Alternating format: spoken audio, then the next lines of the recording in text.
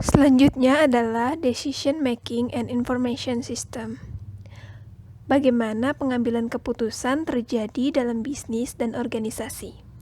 Nah, mari kita lihat lebih dalam lagi. Berikutnya adalah Business Value of Improved Decision Making. Apa yang dimaksud dengan membuat keputusan yang baik? Pada tabel 12.1 menunjukkan upaya untuk mengukur nilai moneter dari setiap pengambilan keputusan untuk perusahaan manufaktur kecil di Amerika Serikat dengan pendapatan tahunannya sebesar 280 juta dolar dengan jumlah karyawan sebanyak 140 orang. Perusahaan ini mengidentifikasi beberapa keputusan yang menjadi kunci di mana investasi sistem baru mungkin bisa meningkatkan kualitas pengambilan keputusan. Nah, pada tabel ini ada beberapa contoh keputusan. Keputusan yang pertama, mengalokasikan dukungan kepada pelanggan yang paling berharga atau bernilai. Pembuat keputusannya adalah manajer akuntansi.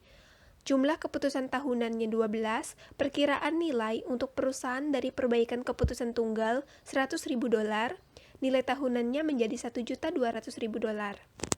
Keputusan yang kedua, memprediksi permintaan harian pusat panggilan. Pembuat keputusannya adalah manajemen call center.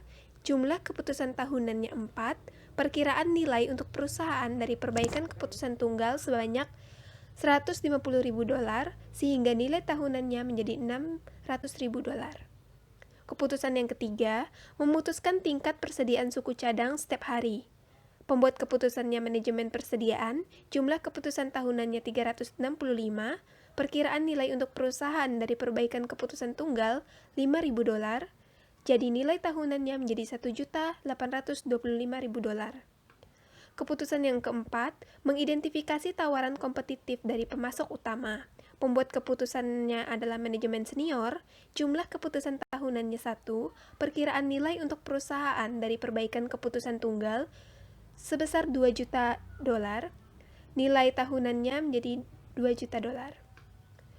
Keputusan yang kelima, menjadwalkan produksi untuk memenuhi pesanan. Pembuat keputusannya adalah manajer manufaktur, jumlah keputusan tahunan 150, perkiraan nilai untuk perusahaan dari perbaikan keputusan tunggal $10.000, jadi nilai tahunannya menjadi $1.500.000. Keputusan yang terakhir, itu adalah mengalokasikan tenaga kerja untuk menyelesaikan suatu pekerjaan. Pembuat keputusannya ini adalah manajer lantai produksi. Jumlah keputusan tahunannya adalah 100. Perkiraan nilai untuk perusahaan dari perbaikan keputusan tunggalnya itu adalah $4.000, jadi total nilai tahunannya menjadi $400.000. Berikutnya ada type of decision. Di sini ada figur 12.1, yaitu persyaratan informasi dari kelompok membuat keputusan utama dalam suatu perusahaan. Di sini ada 3 karakteristik keputusan. Yang pertama adalah unstructured, dengan kelompoknya itu senior management. Contoh keputusannya itu memutuskan untuk masuk atau keluar dari pasar, lalu anggaran modal yang disetujui, lalu memutuskan tujuan jangka panjang.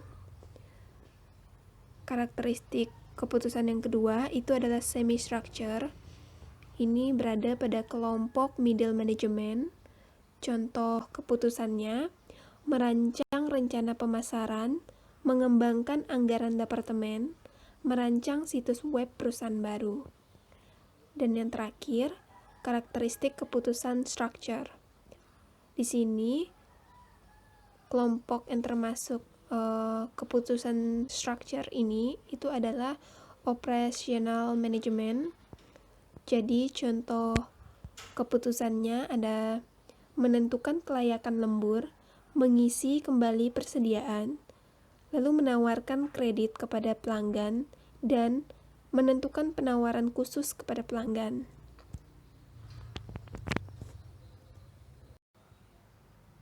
Berikutnya, paparan mengenai unstructured decision. atau keputusan yang tidak terstruktur. Ini merupakan keputusan yang harus diambil oleh pembuat keputusan dalam memberikan penilaian, evaluasi, dan wawasan untuk memecahkan suatu masalah. Keputusan ini merupakan sesuatu yang baru, yang penting, namun tidak rutin, serta tidak ada prosedur yang harus dipahami atau disepakati dalam membuatnya. Keputusan ini biasanya terjadi di manajemen tingkat atas. Berikutnya adalah structured decision atau keputusan yang terstruktur.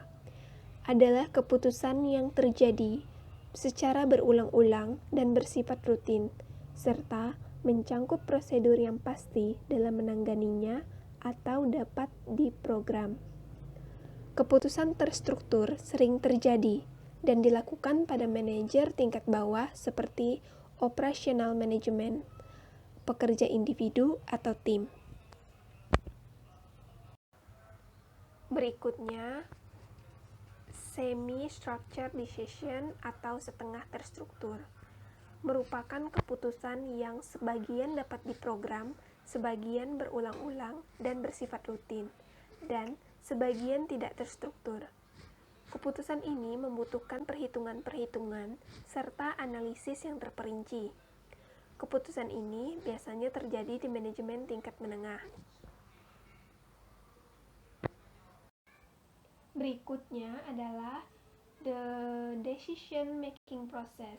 Di sini ada figur yang menampilkan stage in decision making. Ada 4 stage. Yang pertama adalah intelligent, terdiri dari menemukan, mengidentifikasi, dan memahami problem-problem yang ada dalam organisasi.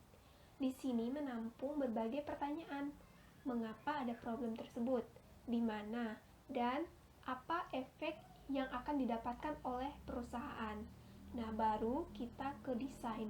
Desain ini mencangkup bagaimana kita mengenali dan menjelajahi atau menelusuri berbagai solusi untuk mengatasi problem-problem tadi. Nah, setelah itu baru kita ke choice. Nah, di sini kita dihadapkan berbagai pilihan dari memilih alternatif solusi untuk memecahkan masalah tadi. Barulah kita ke implementasi. Di sini mencangkup membuat pekerjaan alternatif yang dipilih dan terus memantau seberapa berhasil atau seberapa baik solusi itu bekerja untuk memecahkan masalah yang ada dalam organisasi tadi.